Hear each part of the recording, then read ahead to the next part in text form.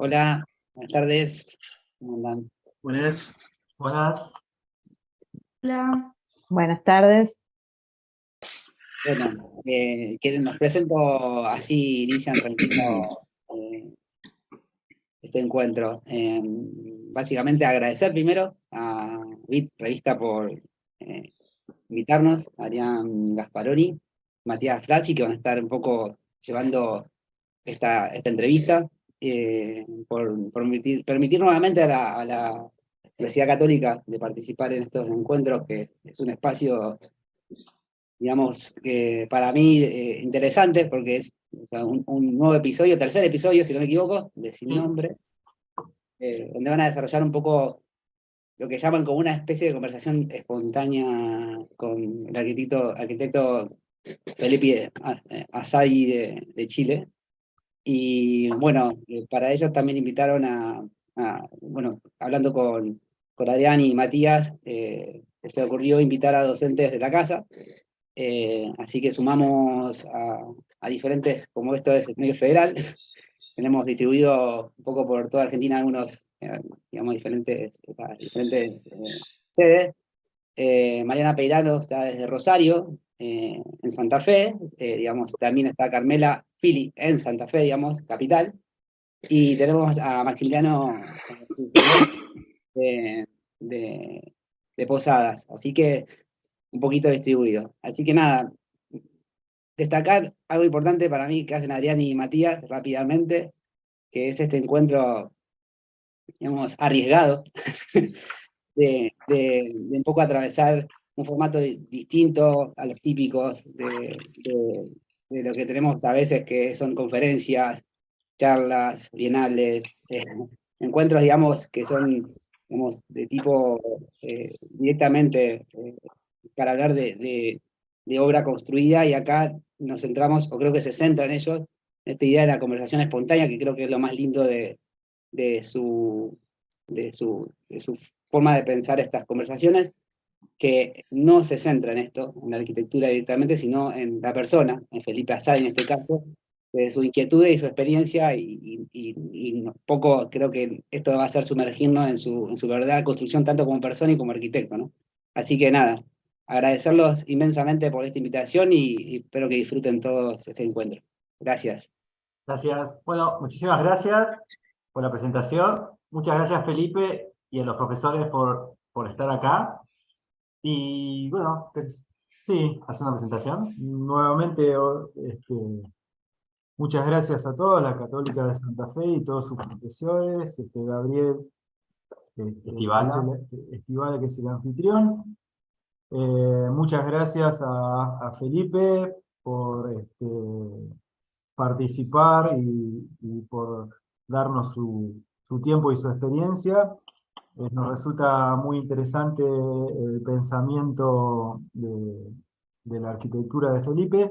Y bueno, un poquito como redondeando lo que decía Gabriel, justamente lo que nosotros intentamos hacer es un ciclo de crítica arquitectónica con un formato descontracturado diferente al de los colegios de arquitectura o de las universidades o de las conferencias donde se habla de la obra en sí del invitado, sino que lo que nos interesa sobre todo es el pensamiento crítico del arquitecto invitado, este, y, y básicamente su forma de pensar y su experiencia.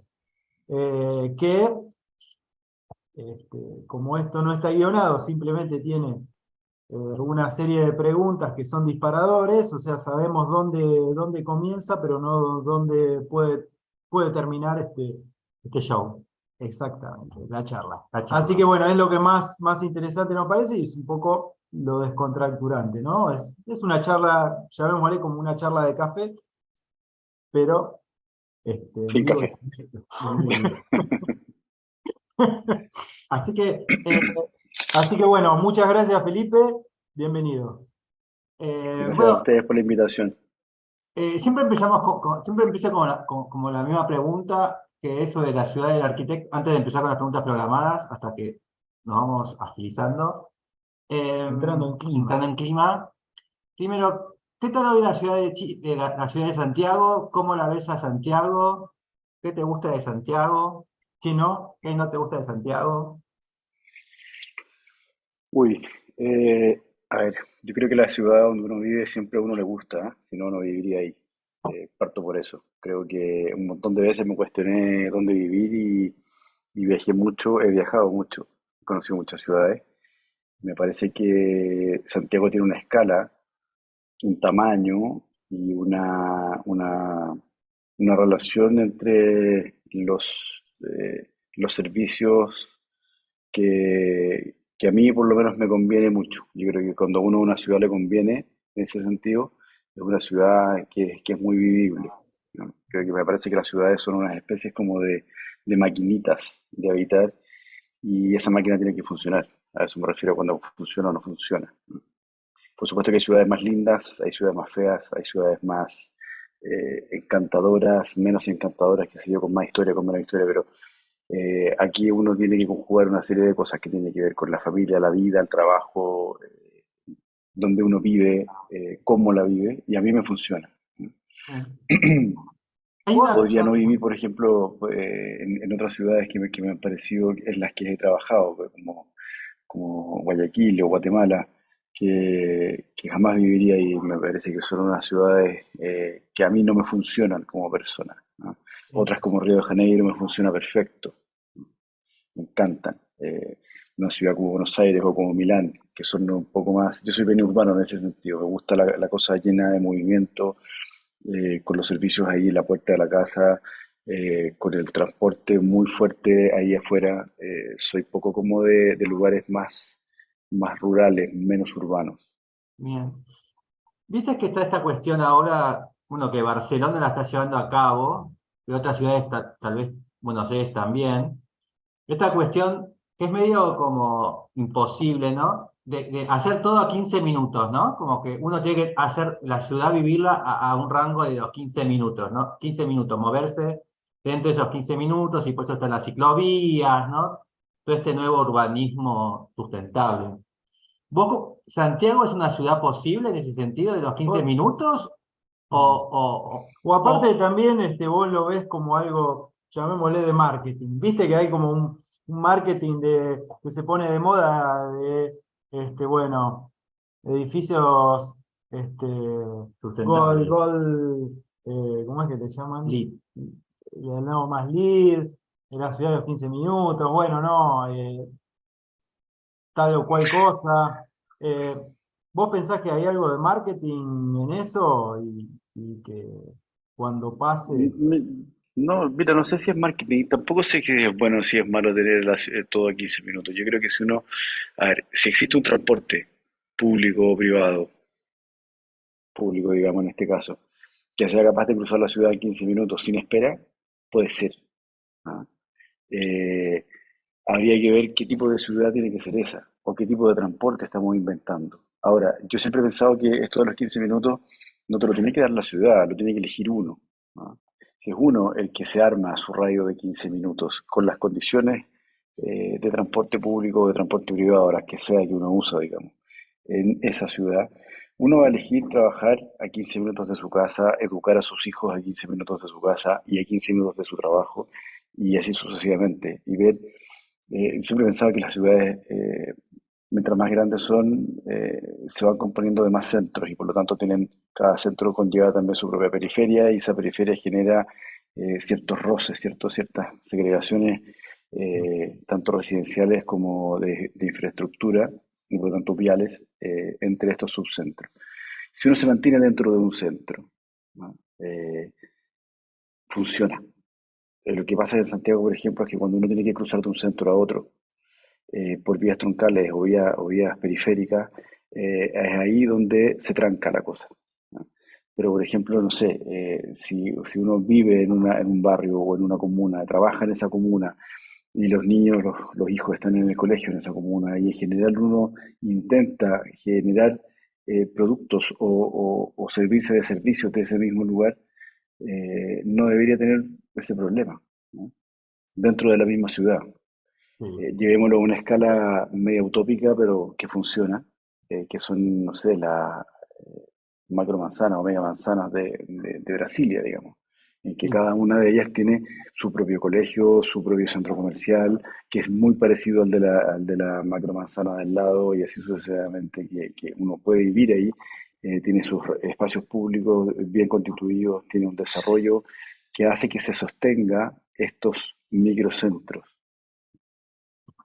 Bien, bien. Y volviendo a Brasilia, ¿cómo sentís esta cuestión de la ciudad creada a tabla rasa, de estas ciudades modernas, y ahora que estamos volviendo más a esta cuestión más como espontánea, ¿no? Como que la ciudad es parte de todo un ciclo, ¿no?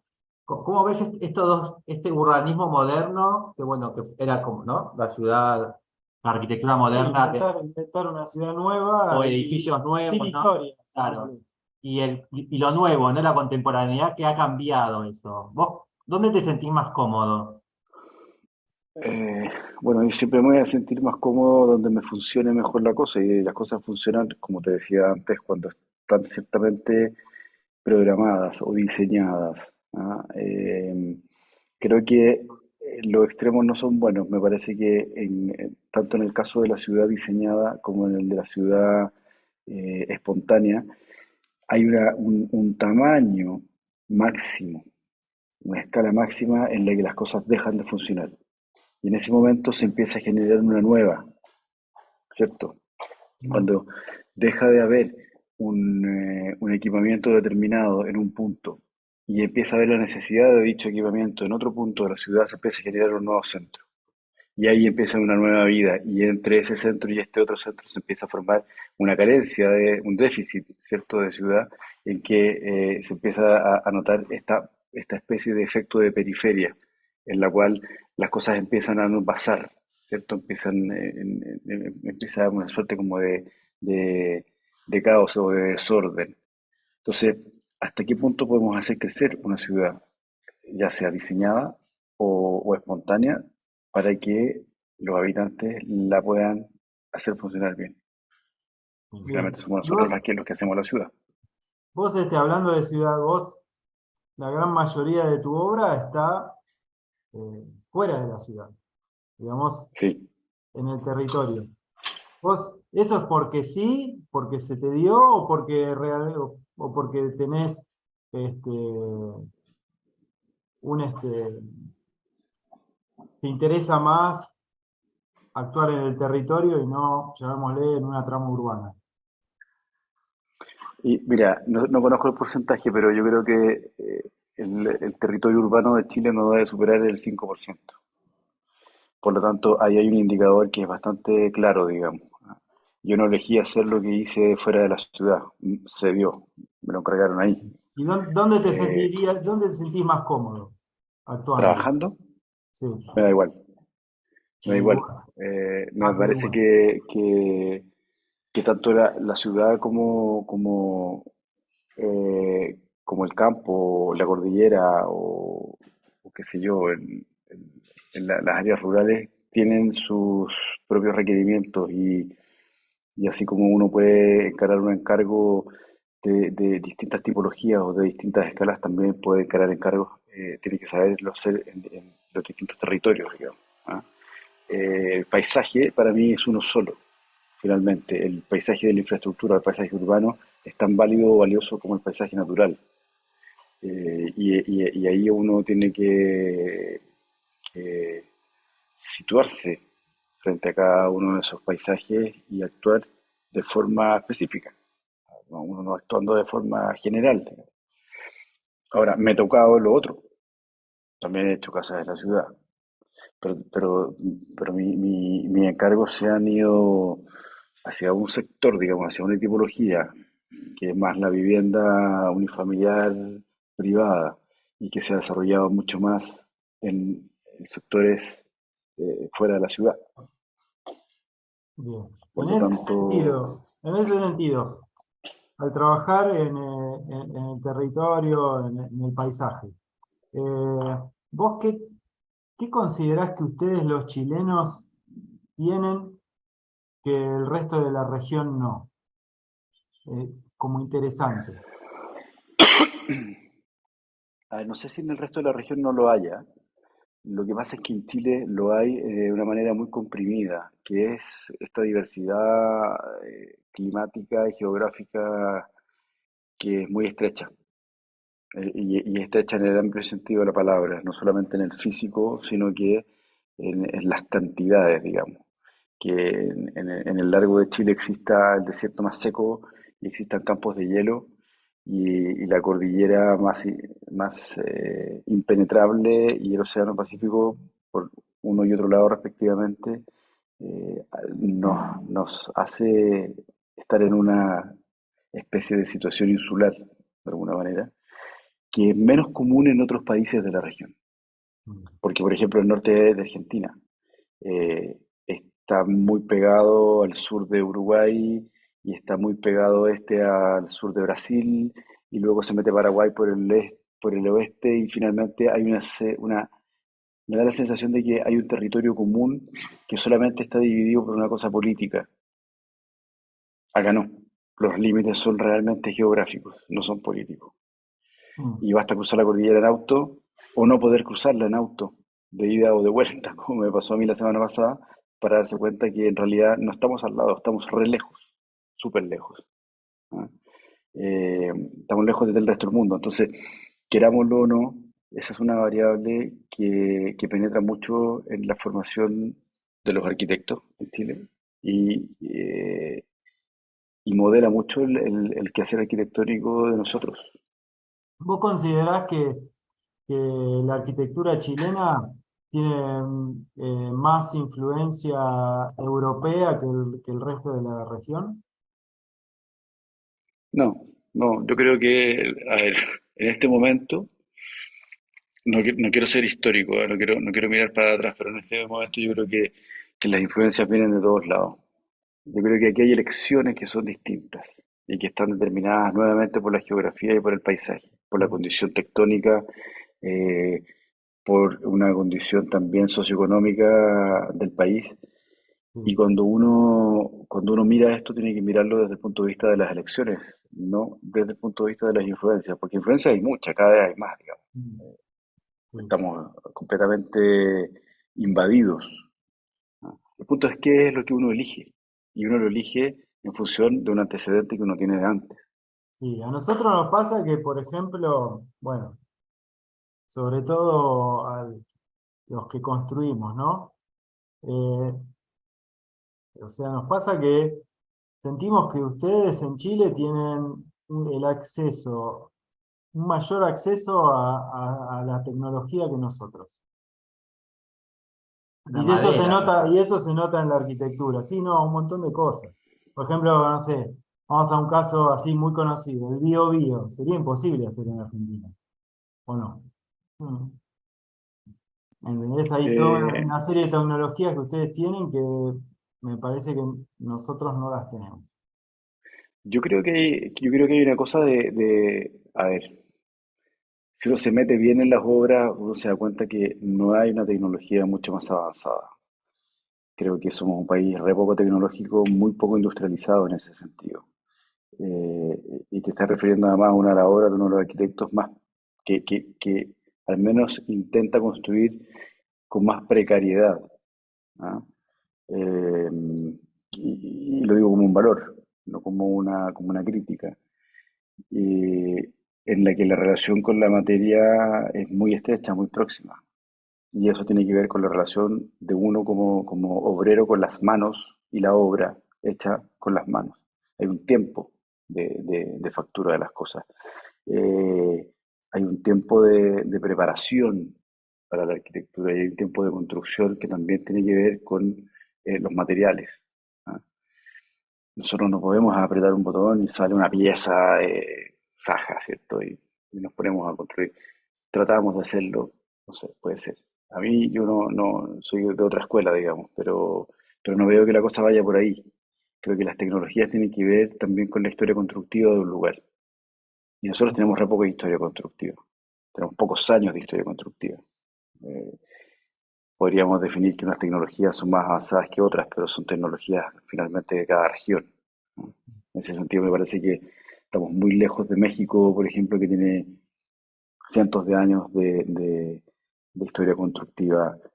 Sin ir más lejos, Perú, que está al lado de nosotros, tiene cientos de años de historia constructiva, más que nosotros. Y otros países como Brasil, que tienen un patrimonio arquitectónico mucho más pesado, ¿no? En ese sentido me parece que ustedes también lo tienen más aún. La tendencia, un poco también refiriéndome a tu pregunta, Matías, anterior, la tendencia a mirar hacia, hacia otros países es indudablemente hacia el norte. En el norte está el 95% del territorio de la Tierra. El resto está en el hemisferio sur, Sí, ¿no? ujú, Si tú miras el globo terráqueo desde abajo, te das cuenta que solo se ve Chile y Argentina. Y es tan así que si te paras en Cabo de Hornos y te das la vuelta al mundo en forma paralela, llegas a Cabo de Hornos, no te topas con nada, ¿no? En cambio, en el hemisferio norte está todo el resto del mundo. Entonces, es normal que las industrias culturales estén ubicadas al norte. Es normal que los países desarrollados, por lo tanto, estén ubicados al norte. Entonces, es normal que nosotros históricamente hayamos mirado al norte para informarnos. No tiene mucha ciencia ni otra lógica, digamos, ¿no?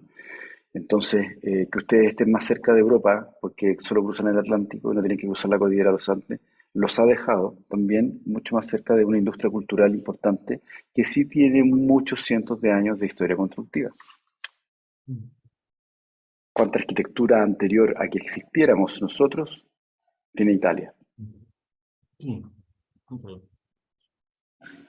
Sí, sí. Y hay una relación también entre eso, entre las cuestiones de la naturaleza, los sismos, el mar.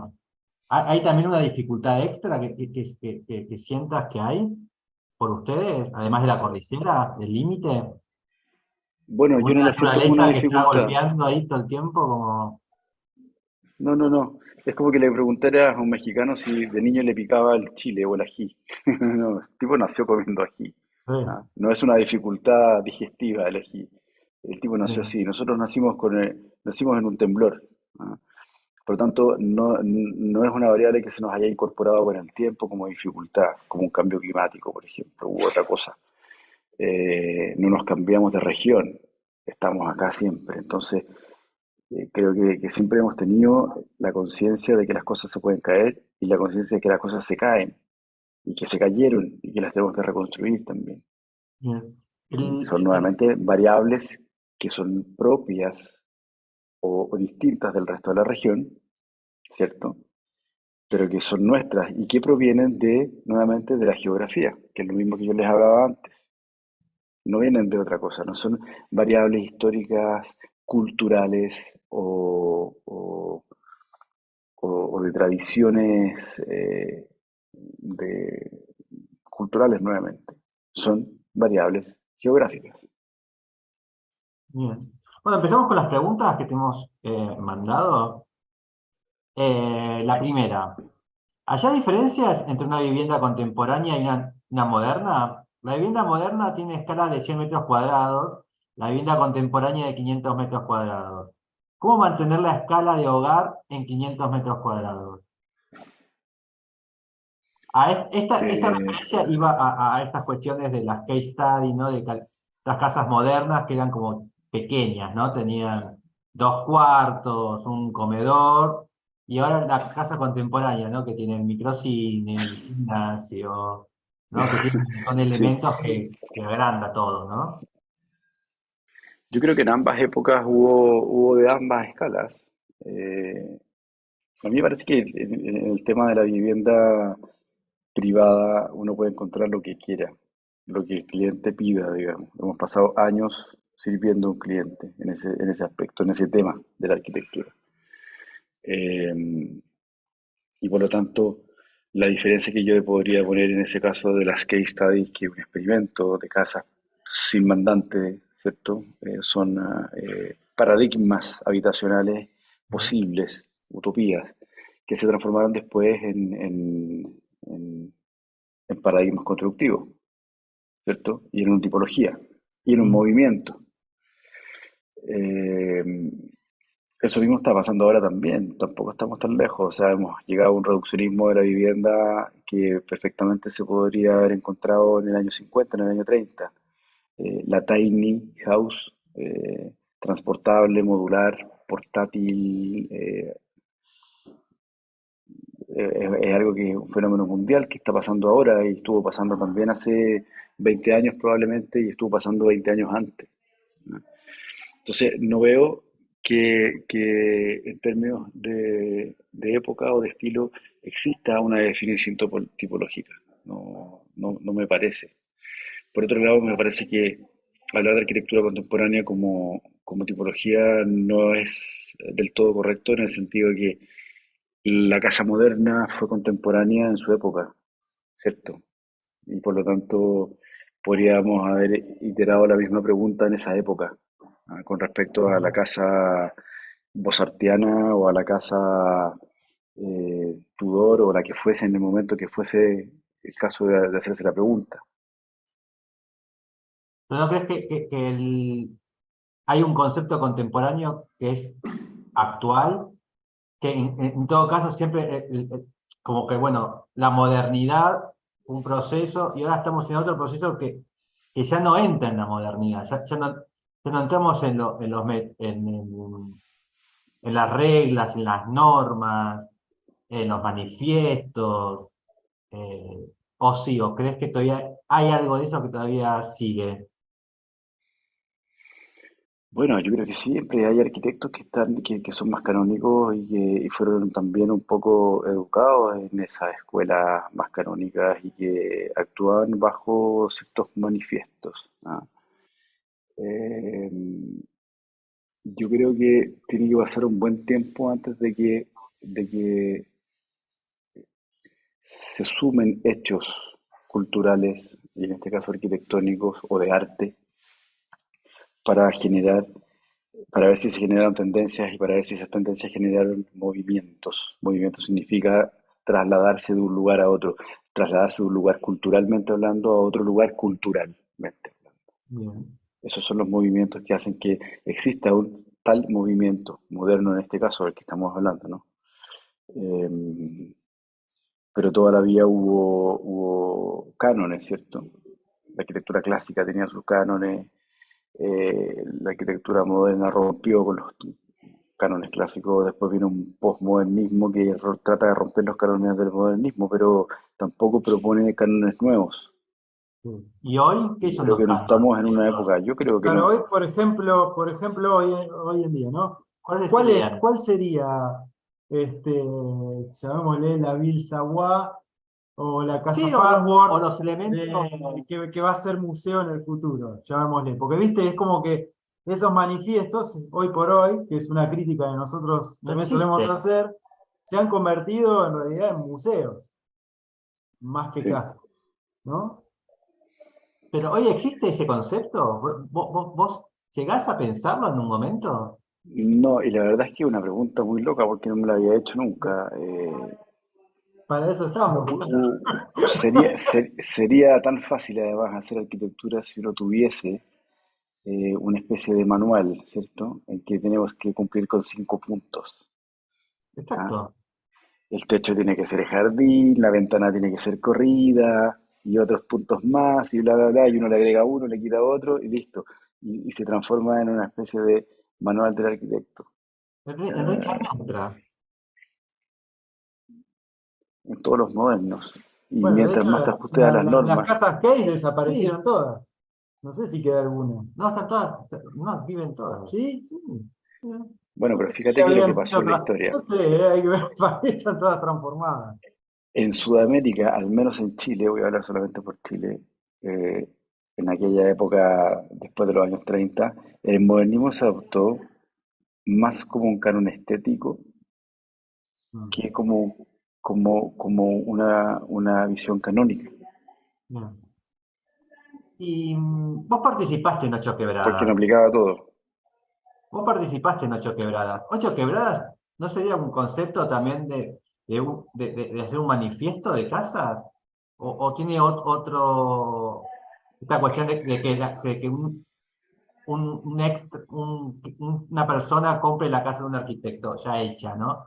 ¿No hay algo también de ese sueño moderno? No, lamentablemente no, y podría haber sido una gran oportunidad. A ver. Existen ciertas reglas, pero no son reglas desde el punto de vista de los órdenes de la arquitectura o de un nuevo orden de la arquitectura. Hay un ordenamiento territorial probablemente que está supeditado a un fraccionamiento de un barrio. Hay un grupo de arquitectos buenos elegidos por alguien que dijo que eran buenos, ¿ah? Y de los cuales yo tuve la suerte de participar, digamos, y nada más, y un par de juntas entre todos, en que dijimos, bueno, ¿qué hacemos aquí? ¿Cómo lo hacemos? Lo hacemos todos del mismo color, lo hacemos todos de... Pero no hubo una reunión, ni unas reuniones, como podrían haber sido los SIAM, ¿cierto? En que uno dijera, pensemos cómo tiene que ser la casa de ahora en adelante, la casa del futuro. No la que estamos haciendo hoy, no la contemporánea, sino que la postemporánea. Pensémosla, pensémosla entre los japoneses y los chilenos, por ejemplo. Hubiera sido alucinante. Y que hubiéramos dicho, yo propongo que no existan, no sé, ventanas, que ahora existan solo vanos, y que la forma de mirar sea de tal manera, y que la forma de acceder sea de tal manera, y que la forma de habitar sea así o así, y que eliminemos el concepto de pasillo, ¿cierto? Y el concepto de dormitorio, y lo eliminamos. ¿Y cómo lo hacemos? Bueno, inventémoslo. Toda esa cosa, esa conversación no hubo, no fue. Lo que ¿Vos sí pensás hubo, que, vos pensás que la globalización y el atentado continuo del avasallamiento de imágenes este, justamente tira en contra la búsqueda de pensamiento? lo que tira en contra es el tiempo que uno tiene. Probablemente uno tiene menos tiempo. Mm. Y tener menos tiempo para trabajar significa que uno tiene menos tiempo también para pensar cómo trabaja, ¿no? ¿Y por qué crees que se Eh, da eso? Porque, como tú mismo dijiste, hay más comunicación, mucha más interacción entre un lugar y otro, mucho más traspaso de informaciones, de esto mismo que estamos haciendo. Bien, mm. Y Esta es la vos, segunda charla que doy esta semana y por lo tanto son dos charlas que le estoy quitando de trabajo a mi trabajo, bueno, ¿cierto? Entonces, hay menos tiempo para estar pensando, hay más viajes, hay más conexiones, hay una serie de otras influencias que antes no estaban. bueno, Imagínate que cuando Wright fue a hacer un hotel a China, solo hizo ese hotel en China. Tuvo que viajar en barco y se quedó. No había tiempo para ir, dibujar en el avión, dar un par de instrucciones, mandar un mail o hacer un Zoom y hacer otro hotel en otro lugar. No. Entonces, la relación del arquitecto con la obra, desde su concepción hasta su terminación, era muy próxima. Y a lo mejor sí había tiempo para sentarse a pensar cómo queríamos hacer las cosas de ahora en adelante. Un grupo de personas que tuvo la oportunidad de hacerlo, no lo hizo. No lo digo como una crítica, porque aquí el encargo fue otro. El encargo fue, hagamos un parque de arquitectura en el que la arquitectura sea el motor principal, no el encargo del cliente, y tampoco el cliente. Nadie que te venga a decir cómo tienes que hacer la cosa. Tú la vas a hacer como tú crees que tienes que hacerla, y lo principal es la arquitectura en el lugar y el lugar y su arquitectura. mm, Obviamente hay un programa básico, mínimo, y un presupuesto, mm, pero no está la voluntad de un cliente que quiere las cosas como él quiere para que tú las interpretes. No, esa interpretación no existe. Entonces le estamos quitando una variable de la arquitectura y es súper importante, que es que la va a vivir. ¿A qué le mm, interesa hacer un museo de arquitectura? ¿Por qué crees que Ordos fracasó? mm. ¿Y cómo fue esa experiencia? Porque casi siempre, siempre pregunto cuáles son las primeras preguntas que un arquitecto le hace al cliente, ¿no? Muchas veces te puedo preguntar, bueno, ¿por dónde empezar? Tengo que decir, bueno, en la reunión con el cliente empezamos a hablar de tantos temas.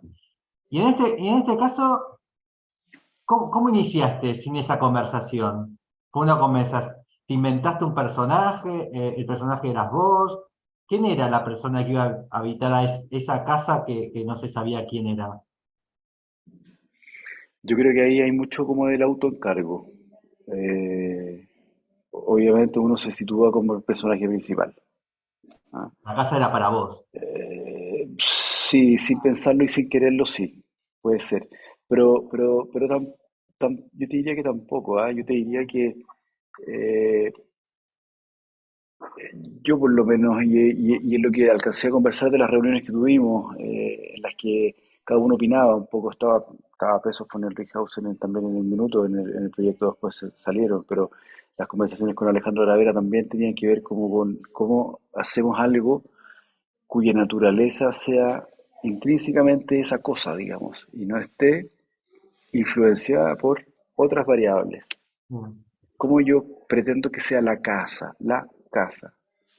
¿Cómo es la relación de los recintos en la casa hecha por mí? No necesariamente para mí, porque yo también tengo una familia, tengo una mujer que es mi clienta cuando hago una casa para mí, tengo unos hijos que también son mis clientes cuando hago una casa para mí, ¿cierto?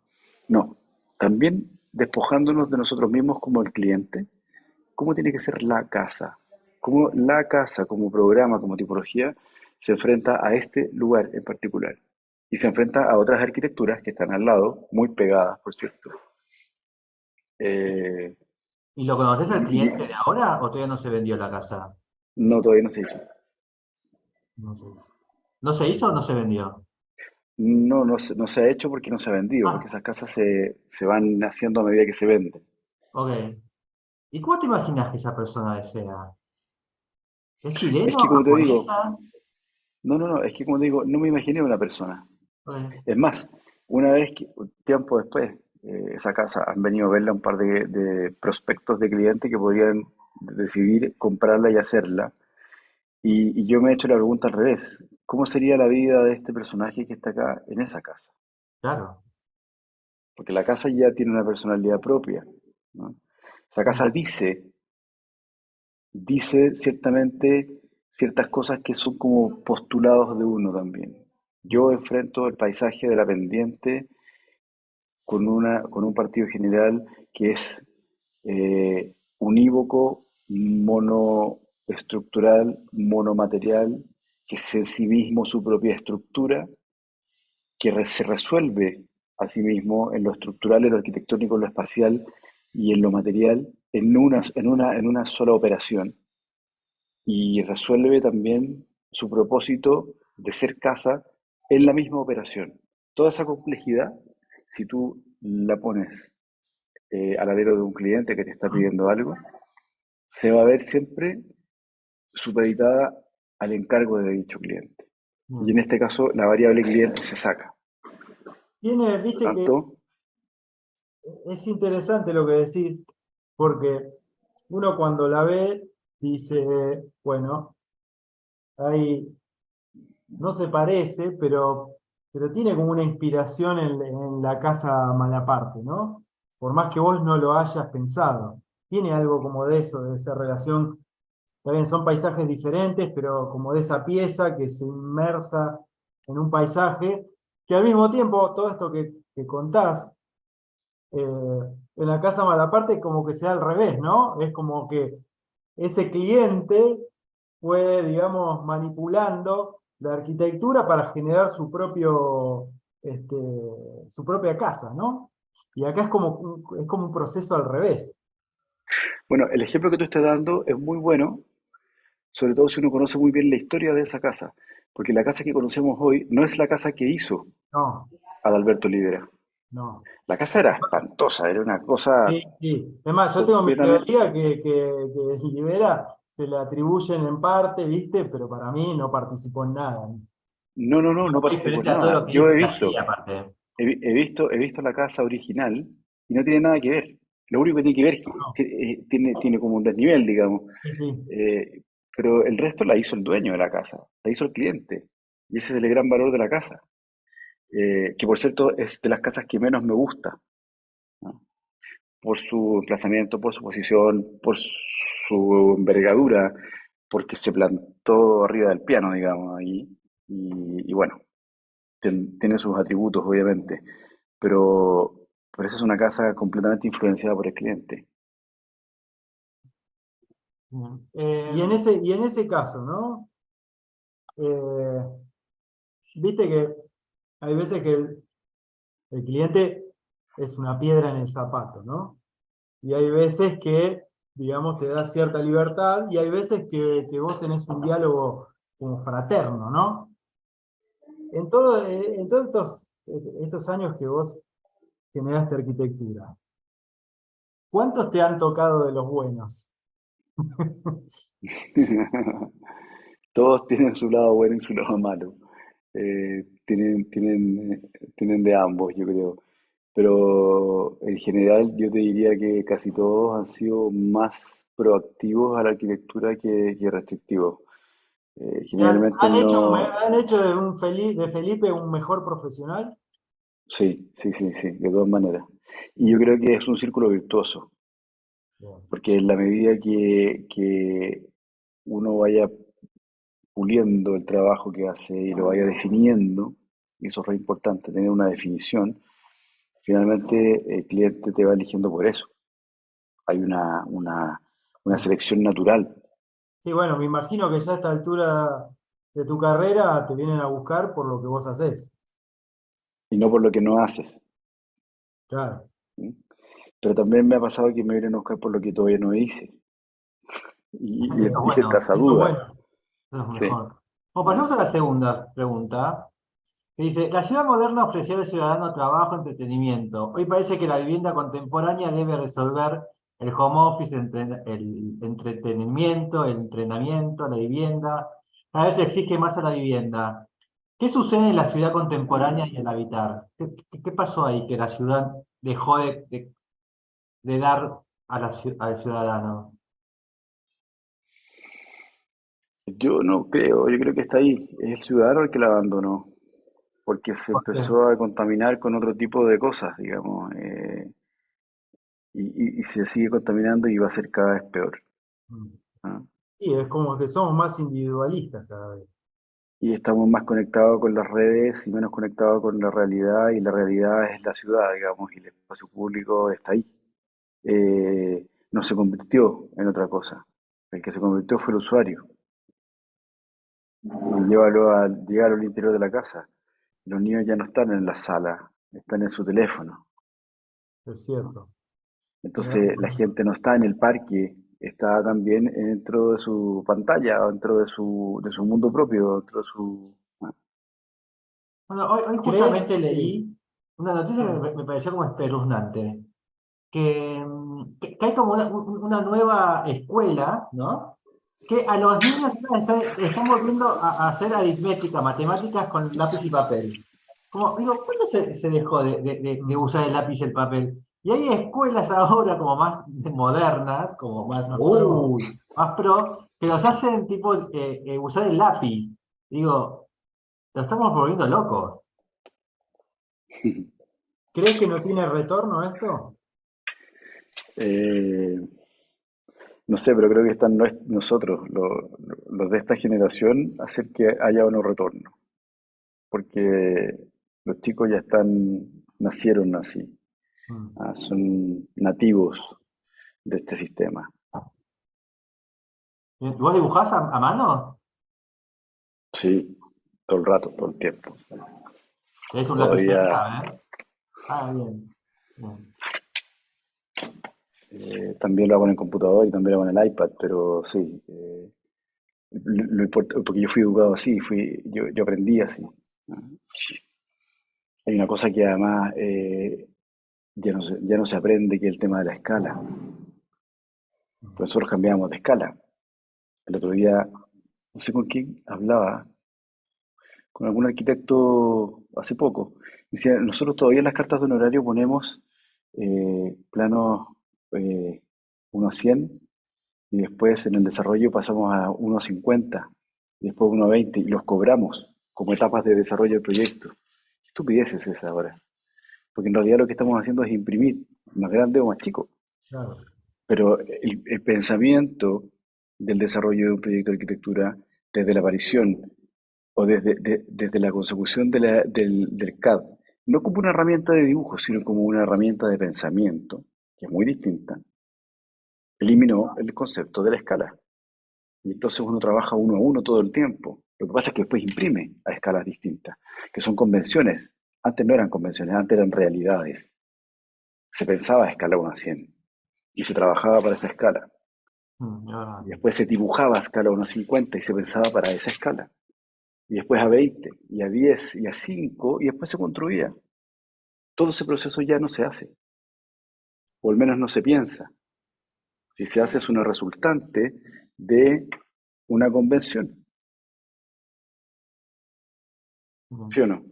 Sí, sí. En qué momento tú tuviste la oportunidad, tú digo, nada más, me refiero a un arquitecto de 25 años, que se educó con un computador, no con un lápiz que tenía una punta distinta para expresar cosas distintas, ¿sí o no? Y que no tuvo a su haber entonces la posibilidad de mirar un plano y decir, esto está proporcionado, lo veo entero. Ya no lo veo entero, veo un pedacito siempre. Sí. Ahí en la pantalla, el plano no sé cuánto mide. No sé cuánto mide la escala de lo que estoy haciendo. No tengo Claro. esa percepción. Acordate cuando estoy pensando cuando cuando era alumno, que cuando vos pasabas, tenías que hacer las entregas, se pensaba también en cómo ibas a presentar el proyecto según las escalas, ¿no? Porque vos dibujabas a mano en ese papel de 1 por 70. Entonces vos en ese 1 por 70 vos tenías que como coordinar todas las tareas, todos los planos y todas las cuestiones, o incluso el dibujo. Entonces, y es verdad, porque uno dibujabas en 1 en 20 con no sé, con un 6, en 1 en 100 con un 1. Entonces, y toda esa coordinación también visual se perdió, o con la maqueta es lo mismo. Eh, Exacto. Cuando dibujabas a mano o cuando cortabas con la tijera, ¿no? Pero eso desapareció. Sí. Es que Ahora la maqueta la hace la... es como la pérdida de los oficios, viste que, no sé, a ustedes les debe pasar lo mismo en las obras. Hoy por hoy encontrar un carpintero que te haga, viste, algo con una manufactura un poco más específica es como que es difícil, o un albañil, o bueno, o un herrero, digamos, ¿no? Es como, yo creo que hay seriamente se han perdido los oficios llevados Bien. tanto a la obra como, bueno, justamente al quehacer del arquitecto, ¿no? Bueno, hemos hablado demasiado, nos pedimos las preguntas y bueno, ya estamos casi como en 1 hora, así que le vamos a decir a los profesores si quieren hacer una pregunta. Si quieren, ya los docentes ya podemos arrancar con las preguntas de los docentes y ya vamos terminando el episodio. Sí, sí. Así que adelante, Gabriel, Maxi, Carmela. Yo tenía una pregunta y teniendo el pie del principio de la charla, era de cómo la experiencia, cómo es la experimentación material afecta en tu proceso de diseño. Perdona, ¿la puedes repetir? Lo siento, no hay nada que repetir. ¿Qué pasó? Se me metió Siri entre medio. A ver, dame.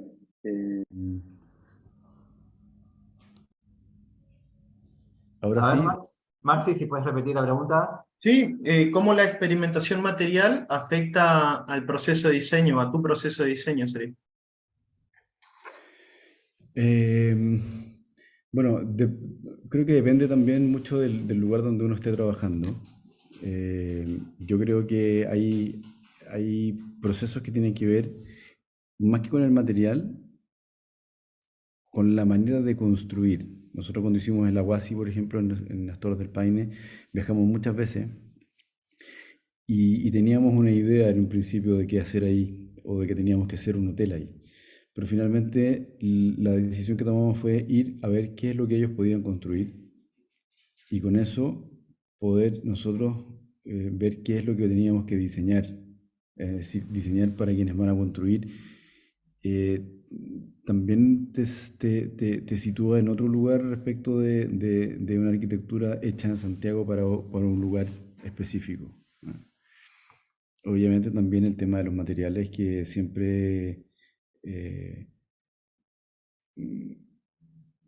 tienen un grado de sofisticación propio, un grado de un modo de uso propio que hace que uno también diseñe con esas variables, ¿no?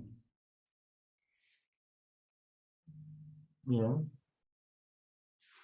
Carmela, Bueno, ahí vamos. Bueno, Felipe, un gusto. Gabriel, Matías, Adrián, muchísimas gracias también.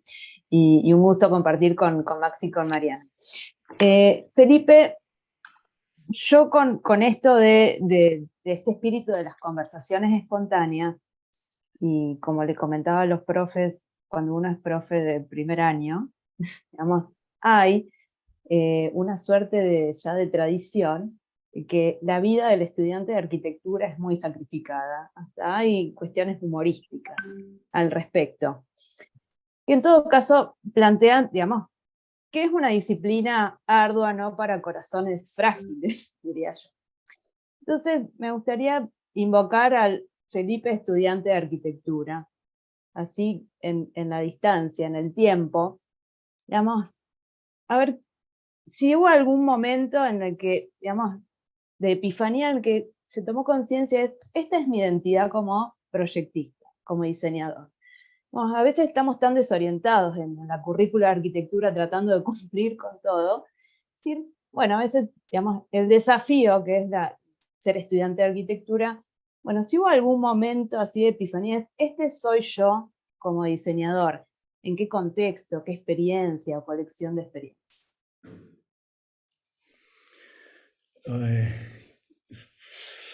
mira, yo no sé, yo creo que uno se va formando con el tiempo sin mucho, como tú dijiste, sin mucha expectativa.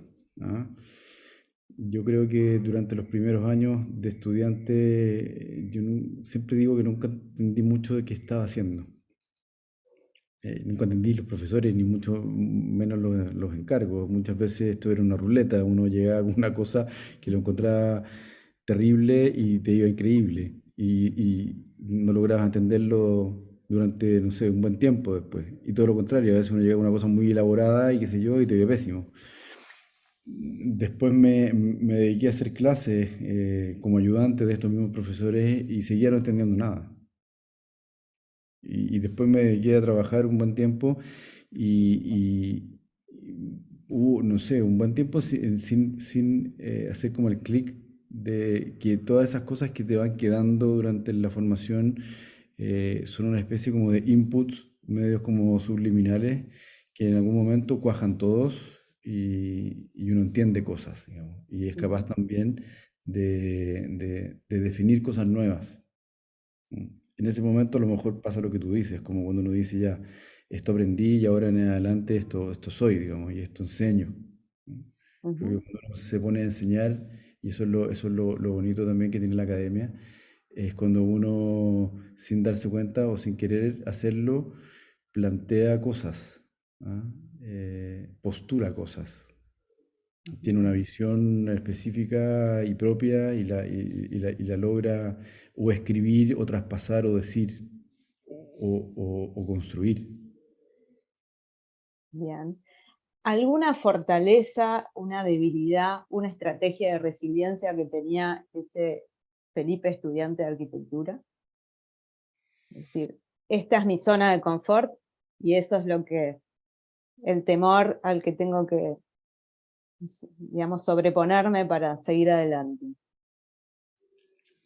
Yo creo que, mira, a mí me pasó que tuve mucha obra muy temprana, recién salido. Tuve la suerte de tener buenos encargos y muchos, y en una época también en que no había mucha mediatización de la arquitectura, ¿no? Por lo tanto, todo era un poco a puerta cerrada, entre cuatro paredes. Eh, el quedarme haciendo lo mismo durante mucho tiempo me asustaba, porque sabía que en algún momento había que cambiar. Ese cambio siempre asusta. En el momento me metí a hacer un magíster después de años de haber trabajado mucho, también como para hacer una pausa y básicamente, más que aprender de otras cosas, es como aprender de uno mismo. ¿Quiero realmente seguir haciendo esto? Lo mismo siempre me está yendo bien, pero hasta dónde voy a estirar este elástico. Ujú. Yo creo que eso te hace también cambiar. Bien. Mariana. Bien, acá estoy. Perdón, se me cortó la luz, por eso me fui un ratito y ya volví. Pero bueno, acá estoy. Hola Felipe, hola chicos. Hola. Buenas tardes. Bueno, siguiendo un poco con la pregunta, con la línea de inquietud que manifestó Carmela recién sobre la academia, ¿no? Como espacio de formación y de enriquecimiento para todos nosotros, mi pregunta está basada en el Felipe docente, ¿no? Felipe que se mantuvo en el ámbito académico más allá de ser estudiante, y estudiante joven y estudiante adulto. Y te pregunto, vos Felipe, ¿dónde crees que está el valor, o por lo menos el tuyo personal, en mantenerte siendo docente o en la institución académica, e incluso en tu caso, cambiando de países y desarrollándote en ese ámbito más allá del profesional, eh, bueno, como arquitecto, digamos? Mira, el otro día pensaba justamente esto, a raíz de una pregunta que me hicieron la semana pasada de lo mismo. Yo creo que a esta altura de la vida no concibo mucho la separación entre la disciplina y la profesión. Me parece que es una sola cosa. Me parece que los arquitectos tenemos que mantener al menos un porcentaje de nuestro quehacer en lo académico. Sí. Por supuesto que no todo se puede, ¿no? No todos lo pueden hacer. Pero me parece que en mi caso no veo que deje de hacerlo de algún momento y siga siendo de lo uno o de lo otro, ¿no? Bien. Ojalá lo pueda seguir haciendo, pero me parece que todos tenemos que hacer una contribución a la academia, Sí. desde el ámbito que lo hagamos. Y eso contribuye no solamente a la formación de los nuevos arquitectos, sino que contribuye también a la reformulación constante de nuestro propio trabajo. Porque es un cliché a lo mejor decirlo, pero uno también aprende cuando enseña. Quizás aprende más uno como profesor que como alumno. Y como sea, se genera esta bidireccionalidad que es demasiado sana y demasiado importante para el desarrollo del conocimiento, tanto académico como profesional. Me quedé sin otra vez. ¿Y vos crees que el haber ejercitado la docencia en varios países y sobre todo en la región latinoamericana contribuyó? Imagino que la respuesta es sí, pero ¿en qué contribuyó eso en tu labor profesional? Se enriquece obviamente cuando hay más inputs, ¿ah? Se enriquece cuando uno tiene que además enfrentarse a modos de pensar y de aprender y de enseñar distintos, porque las arquitecturas son distintas, ¿no? Estamos en la misma región, pero es muy distinto lo que está pasando en México, por ejemplo, lo que está pasando en Venezuela al mismo tiempo que lo que está pasando aquí o en Argentina. Y me interesan mucho esos procesos, digamos, de enseñanza-aprendizaje que hacen que las cabezas funcionen de manera distinta y que por lo tanto haya, querámoslo o no, identidades muy diversas. Bien. Bueno, muchas gracias. Gabriel, para finalizar. Queda como la última pregunta, así, Dale, sí. del minuto. Qué difícil. No, tenía muchas preguntas que creo que las fuiste contestando en toda la entrevista. Creo que, no sé, una pregunta que me quedaría es, en realidad son dos, pero es si existe la posibilidad de entender que puede seguir existiendo una escuela de arquitectura como tal. O sea, si realmente eso es posible, digo, en todas estas cosas que venimos hablando de esta posibilidad de mantener la disciplina, etcétera, pero también de la pregunta de la educación, ¿no? Si existe esta cosa de poder seguir educando la arquitectura y si esto está realmente en la escuela de arquitectura o está fuera de la escuela de arquitectura, porque siempre es como que aprendemos a hacer más por fuera. Entonces, la pregunta es, si existe eso, ¿cuál crees que puede ser el camino de mantener una escuela de enseñanza de arquitectura, ¿no? Hoy existen, ¿no? Obviamente, pero digo, creo que hubo muchas cosas en tu entrevista que dijiste, pero bueno, no sé, me gustaría que por ahí puedas como... ¿Te entendió la pregunta? Sí, sí. Yo de nuevo creo que depende de nosotros mismos hoy ver cómo vamos a mantener nuestra disciplina viva y no se la vamos a dejar en manos de las inteligencias artificiales que pudieran hacer cosas por nosotros, digamos, ¿no? Está bien, las va a haber y probablemente los que las van a construir no van a ser ni arquitectos ni diseñadores y van a ser posibles usuarios, pero somos nosotros los que estamos encargados haciendo este tipo de cosas que estamos haciendo hoy, ahora, de mantener el espíritu de este oficio, de mantenerlo como un oficio y no como un servicio, Bien. que es muy distinto. Por ahí también un poco